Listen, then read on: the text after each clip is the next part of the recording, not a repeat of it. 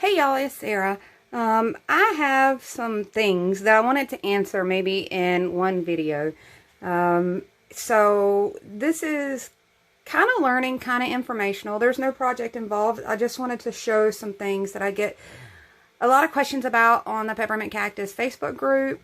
So I thought maybe I could hit a lot of topics at once and cover as much as I can cover in one video. And I'm going to be showing you some color variances where you kind of have a reference point to check out some comparisons on colors. So I want to go ahead and get started. You can see there's a lot of stuff on my desk. I'm going to be doing a little different than what you see in most of my videos. For one, you see I have a whole bunch of my kitchen sponges cut down to use. Typically, I use the Dollar Tree bath sponge because I do like the texture that it applies. I can get something fairly close and okay with these sponges, and for teaching purposes, given all the colors that I'm going to be dipping into, I kind of went the cheap route on this. So just know that this is normal usage. I'm kind of going around that right now by using the kitchen sponges just to be an applicator to show you some colors. The first thing that I wanted to discuss is alternatives. I get a lot of questions. Waverly has been really hard to find. There is reasons why I pick Waverly, and I have compared a whole lot of products. I could show you my paint wall. I'm a little embarrassed. There is an awful lot of paint involved. There's an awful lot of products there that I know are going to end up probably being wasted. So I'm a little embarrassed to show how much products I really do have on hand. The thing about that is that I know that lots of products can do similar things. I also know that I have been able to compare them visually up close. And while some are close, they're still just not as good as what I get with the Waverly products. So that's why I stick with those. A very close second, and I wanted to bring that in because I know some of you guys are having that problem, is going to be, out of everything that I've tried, and believe me, there have been quite a few products, the next closest thing is going to be the Folk Art and their antique wax. I'm just going to show you a couple of differences, and then we'll jump into some color combinations and things like that. So one of the first things that I want to point out is that these are supposed to be pretty similar products, according to the manufacturer. However, I do want to show you that maybe this happens to be the batch that I've ended up. I have a large bottle and a small bottle, and for me, the Folk Art version always looks a little more watery. I don't know why that is. I want to show you in comparison what they look like. They're fairly close. Waverly is a little thicker. And I'm going to bring over two boards. Really quick, I'm going to distress so that we can kind of see visually. And by that, all I mean is this is where I add the distressing, the texture, the different looks on my foam core, so that it kind of mimics some of the texture of real wood. So I'm just using my fingernails and making kind of this parenthesis shape for my knot holes. I'm using something pokey to make some wormholes. I'm using something wide to make some of the gouge marks. And each one of the paint tutorials will kind of go through some different methods, different ways of going more into detail, and it also goes through more of the techniques to get different looks in your wood. I'm not going to be focusing on a lot of that. I more want to show products and colors. So the first thing I'm going to do is I'm just going to grab some of my Waverly. I have some in my little container here, but I wanted you to see it come straight out of the container. Normally, the first thing I do is hit my edges so that they're all nice and finished, and I don't have to worry about getting a lot of paint on my front side after it's already been painted. And I'm going to go ahead and put my little finger protectors on here to maybe save a little damage to my nails. For those of you that do not have nails that can dig into this, if you check out the Peppermint Cactus board, there are so many people that have put out suggestions on things.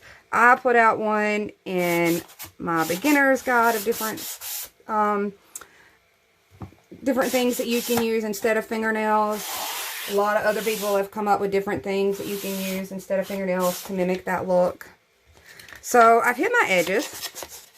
And if you notice, I've got my little cheat stoppers here. I've got one on each side, and you guys will see how this comes into play. This is a great hack if you're planning on doing a whole lot of board making at once. So I've hit my ends, and I'm going to slide this out of the way so I don't end up knocking anything. And I'm just going to do a light application of the Waverly, and that's in antique.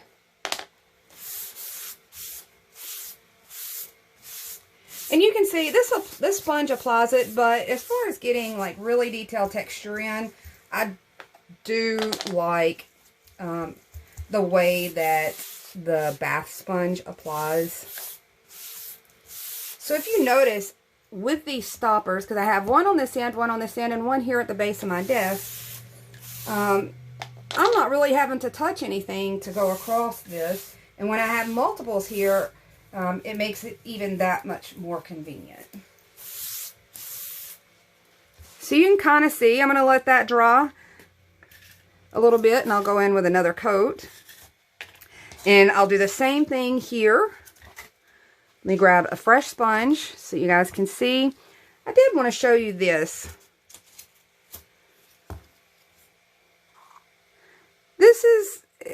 It's pretty liquidy on the Folk Art. And I don't want, waste not, want not. And then the Waverly, you can almost see as I go to lean that out, is kind of a little thicker. Can you see that one kind of clings on there a little bit like syrup? So you can tell what I mean. It's a hair difference to me in texture. So I wanted to point that out.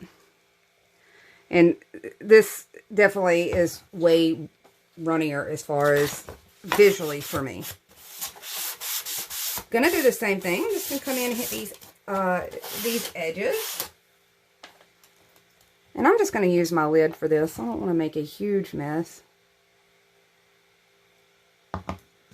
Clean that off a little bit.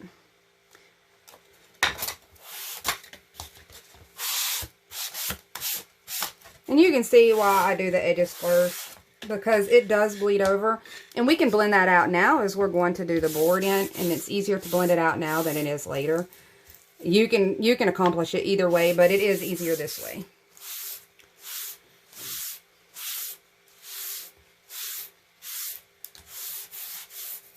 So you can see already slightly thinner product, slightly lighter product. And for me, I'm all about the pigment that each product offers. And like I said, this very well could be the last several attempts that I've gotten at purchasing this. May have not been great batches. I'm not sure on that, because I do know they're supposed to be very similar in formula. And I'm trying to darken this up a little closer to that, and you can see that I'm struggling. It still is staying lighter. Okay, so that one will have a moment to dry. Put it with its lid so I know which one is which. I'm going to switch back over to my regular Waverly. Grab my Waverly sponge. And even on the sponge, they look pretty close.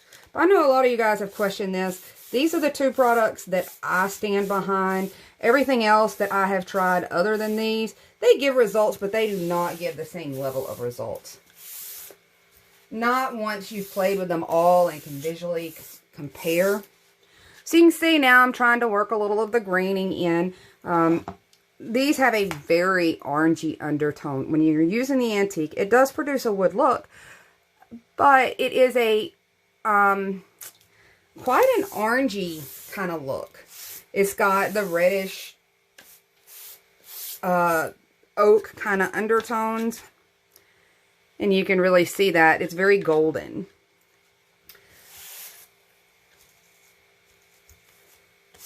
I'm just pushing my product down into my little damaged holes, and there is more detail on getting, like, mastering the looks. So once again, I'm going to switch those over so that I know which product is which. We'll come back in and try to darken this one a little.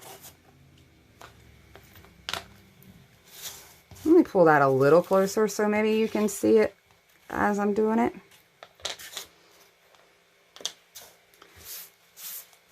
So I've applied a little more product there, trying to get that same depth. And you can see that using this sponge isn't giving me quite as great of the faux wood graining as my bath sponge does. It does okay. For demonstration purposes, I thought it would be a good use for this. And you can see I'm actually working in some kind of wood grain looks. Try to get a few darker spots worked in here.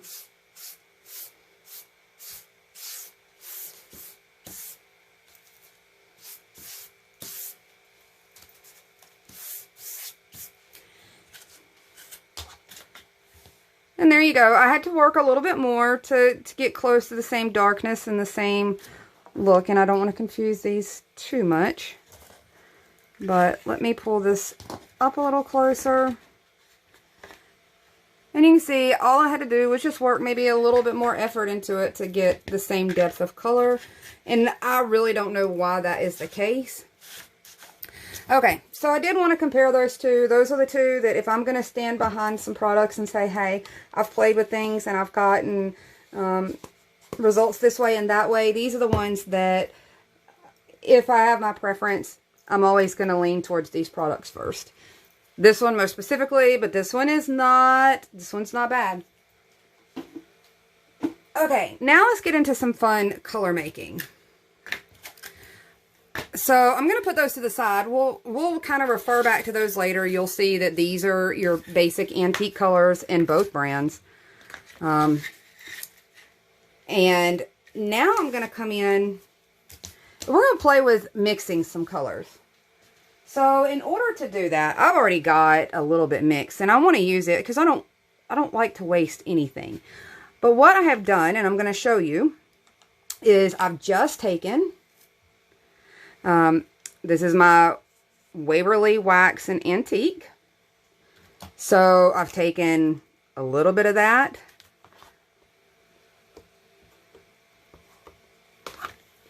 I have some of the Waverly chalk paint and ink. And I get asked a lot about chalk paint. We are not after the texture in chalk paint, the thickness. That's not our goal at all. The pigments are heavier and it's less watery than your acrylic. And not to say that you can't do it with acrylic, but acrylic, if it's going to have less pigments and it's a little more watery, you're going to end up using more wet product to get the look that you want, where this kind of limits that. So you can see I just mixed a little bit of the antique, a little bit of the black, and I'm just going to come in with just a little of the clear to offset the black chalk paint so that it still goes on with a nice translucent look. And you can see that this almost looks black. It is not, and it's not going to go on black, but it looks real close. There is a very light variance on that. So this one, since I used the Waverly, I can go ahead and come in and use this same sponge. It's not going to affect my color very much. So same thing here. I'm going to pop in some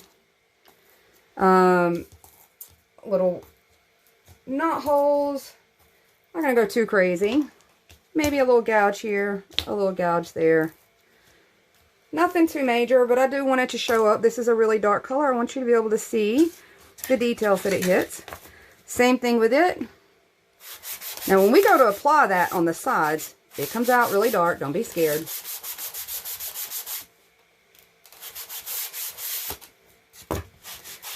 Now, what's happening here is that the black is going to help offset some of the red undertones that naturally come in that antique. Oh, and before I forget, you can see I'm using readi-board brand foam core. I've cut in that, but I have developed a preference to this one because I have the most experience with it. It is the easiest for me to get my hands on because it is sold at Walmart, Dollar Tree, Dollar General. So much easier for me to get my hands on. I have the most experience with the composition of this particular foam core now.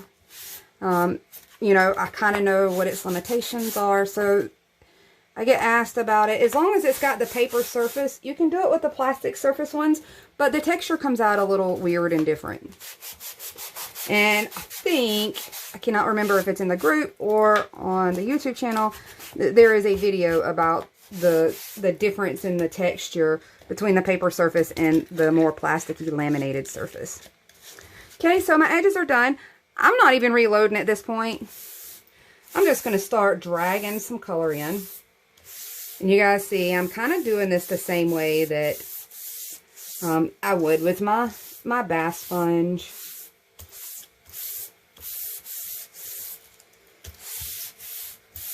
And I'm holding it out of habit. I really don't have to now that I've got this little stopper here in place. Okay, so I've cleared off most of what was on my sponge. Now let me dip into this color and you'll see. You want to go really light with this color because it's really a dark color. And it's one of those colors that you would rather build up with than get too dark with right off the bat. Because you start losing that translucence and getting more painted light coverage. So you can see this comes in at almost an espresso level wood tone rather than those golden honey kind of wood tones.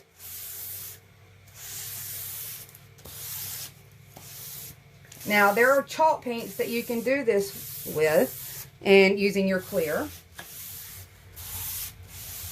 However, that really is more paint that you're investing in, where I can mix amongst the three colors, the clear, the antique, and the ink.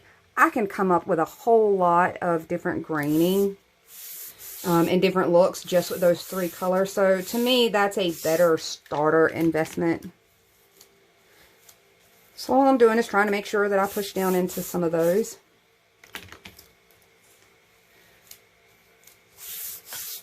And I'm going to pull that color through a little. And you can see what a nice brown this makes.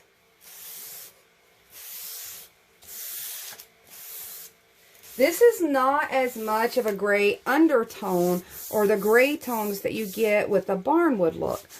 This is honestly a richer, more brown tone.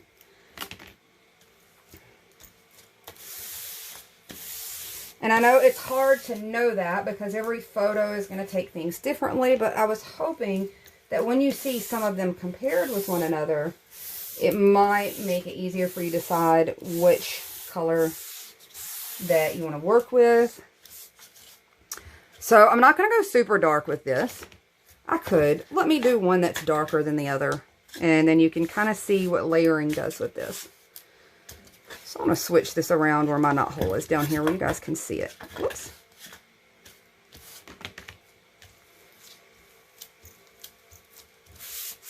I'm sorry, this was nothing formal. It's just these questions get asked a lot, and then people are curious about trying to find a color that works with pieces that they may actually already have in their home. And I'm hoping this will take some of the guesswork out for you guys. You can always play with your own color combinations. I will say that there are certain color combinations that are hard to recreate over and over. You might get it every now and then. You'll find that as you mix some colors, it might be consistent one time, and maybe less consistent than next. Mostly see that on your light colors. So you can kind of see there. At a little darker shade. So I want to bring back, let me bring back the Waverly one. Now you can really see what I mean about the color and the tones. And I'm going to bring one in that is more of the, let's see if I have one sitting here close to me. This is more of the Barnwood one. And I don't have a good board example, but it tends to have, I've then made mine into things. I've turned all my spare pieces into actual projects, so I don't have any handy. But it tends to have a more gray. If you've noticed, especially in pictures of projects that I finished. So you can see there in comparison, these browns, this is not quite as gray. It is still in the brown range. I know next to this it looks a little more gray. This is still very much in the brown range. And if I had a piece of the grayer version, and I have a small piece close by.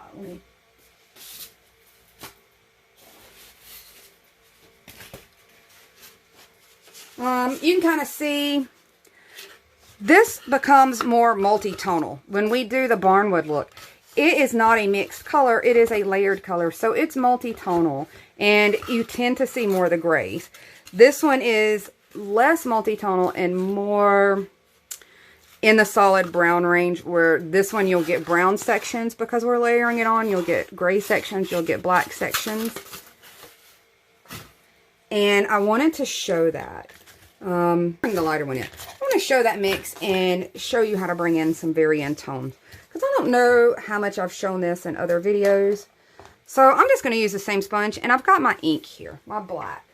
And let me get something just where I can dab this off on so you can kind of see. I'm just going to get just the most tiny amount. And I'm actually about to wipe some of that off. And I'm going to pull in a few dark streaks here. Now, you can see that goes on pretty dark. If you end up too dark, come in with your wax and blend a little of that out. But you can kind of see what bringing in some of these dark streaks do, these black streaks. It kind of gives a little bit of depth to that. And you can kind of see that now the tones are all, it's a little deeper. It brings it in a little deeper. Now, if you're wanting a more formal look, obviously you wouldn't bring in that extra streaking, that extra graining. But you can do this very intentionally after you've already laid your pieces.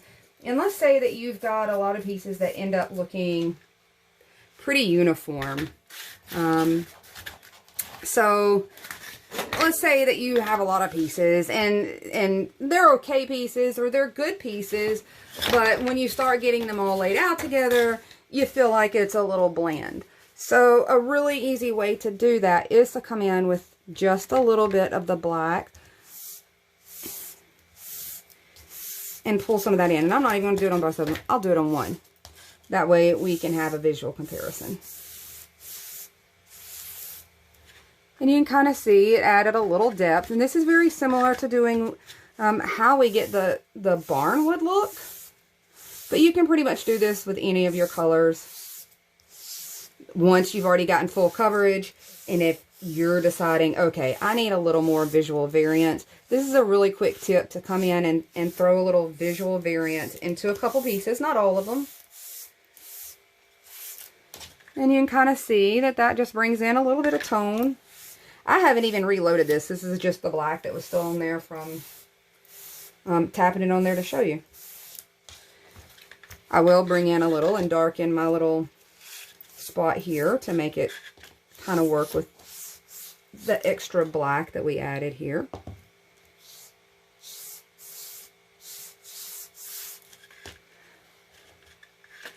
And I'm just going to blend those out. And pull that through. I'm putting different pressure with my fingers to kind of give a few different little strokes in that. And just that quickly, you've altered a couple of your boards that may have already finished and dried, and you're mid-project and thinking, okay, they all look the same. It's kind of boring. This is a quick go-to to get a little change, get a little variety. And you can see now that there is a little difference in those pieces that allow you to have a little visual variety. Same thing on your pieces, just doing the edge with the black. That's going to shadow it a little bit, and I'm not adding a whole lot there. But I'm not sure how well you can see. That just changed the end just a hair, just subtle, just enough to give you a slight variance in each little piece.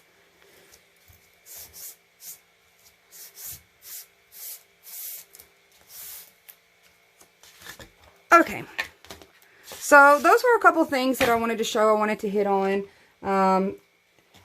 I really want to go through and do an entire video of nothing but one color after another, but I did want to hit on those particular things because, one, I get asked about the mix that I typically do. You can see it actually says mix. This is the one I use and I keep by my side for one, little touch-ups on white spots that I might have missed, because it does have the gray and the brown kind of undertones to it, so it works for pretty much any of the wood looks that I'm doing. If I want it to come in with these pieces and finish out the sides with this mix, it's going to work on these pieces just as well as it would some of my grayer pieces. So that's why I do that. And if you notice that my mix is still a lot different than that kind of blackish brown ebony color that I came in with. So the more black that you add, the more it's going to tone down the red of your antiques, and the more you can get browns. Now, I will tell you that Folk Art, and probably lots of other ones, they have browns that you can add. If you're going with chalk paint, because like I said, I prefer chalk paint with this over the acrylics. If you throw in acrylics, you really have a lot of options. It's just, it takes so much more. So you can come in with browns. There's Java. What else do I have next to me? There's Truffle. Those colors, to me, they don't have a lot of depth. They're okay. I'm going to show you. Here's an example of just using, this is Java, I believe. I'm pretty sure this is the Java mixed with the Waverly Clear. And this is your result. You can see it's not bad. It's not bad at all. However, the Java to me still has some red undertones if you look at that. And to me, I wouldn't think that would, anything named Java would have red undertones, but it still kind of does. And you can kind of see in comparison just a hair different. You slightly see the red. This almost leans a little more chocolate. And you can see that when you set it right on top of each other. Truffle, same thing. Truffle is one of Waverly's colors. It comes out very similar to the Java.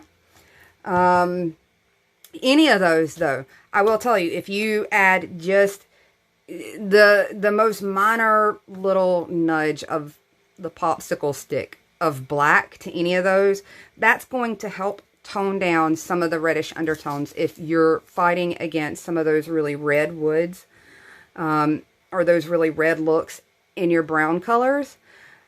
I have also tried Burnt Umber, because that is one of my favorite browns out of all browns. I only have found it in acrylic.